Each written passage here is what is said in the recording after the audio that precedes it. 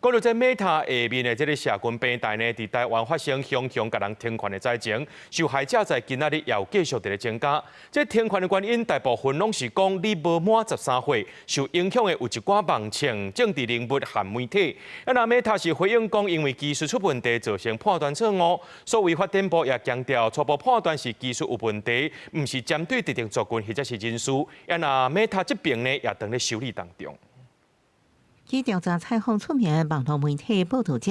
在並且官網公布伊 Threads 甲 IG 官方賬號遭到部有境停權，已經向平台提出申訴，積極處理當中。Meta 一開社群平台連續出現大規模小號遭到停權的情形，原因大部分是未滿13歲。受影響網紅巴掌館長等人，抑個前立委陳柏惟、民眾黨創黨主席郭文泰等政治人物，就連中央社、公視新聞網等新聞媒體也受影響。我又被封號了，而且是永久封禁，我真的是不知道要怎麼辦，又造成你的那個演算法又流失掉你很多那種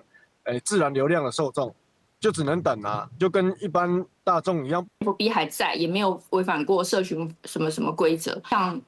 支持者還有我的粉絲去講說，我的 Thread 突然被停了，一些陳情的部分，我就請他們轉移到 FB 去。司法部接到民眾電證了，已經甲 Meta 台灣公司聯絡。Meta 表示，唔是針對特定族群或者人士，也聲明指出，強調因為這項技術錯誤，少數小號被誤判是未滿13歲使用者，來積極處理關鍵修復。已經有跟 Meta 去做聯繫，然後請他要提供管道，如果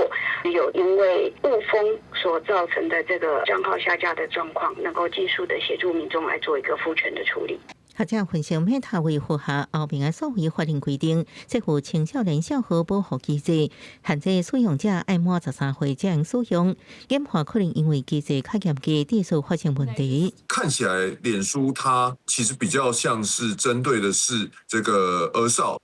目前看起來就是它的那個判斷上面的一些AI 機制比較嚴格，那或者是沒有經過妥善的測試。根據 Meta 提供資訊，用戶小號遭到停用的時陣，會在想要訂閱的時陣看到說明停權的通知，使用者應點選要求審查或者是申訴。在這個 App 當中提交申訴請求。Meta 也向司法部表示，會趕緊處理遭到誤封小號的該封作業。記者綜合報道。